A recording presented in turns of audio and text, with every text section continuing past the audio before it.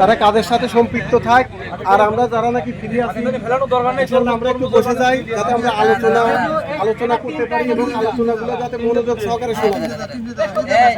পবিত্র মাহি রমজান আমাদেরকে কি শিক্ষা দিচ্ছে,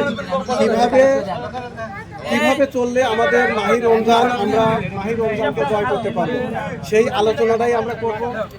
আমরা আসুন, এসে আপনারা এখানে বসুন, আমরা মনোযোগ সহকারে কিছু কথা বলি।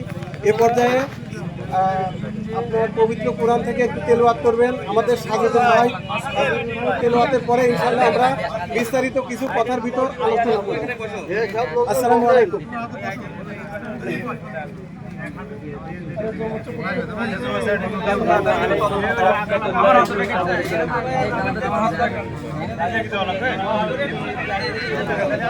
أعوذ بالله من الشيطان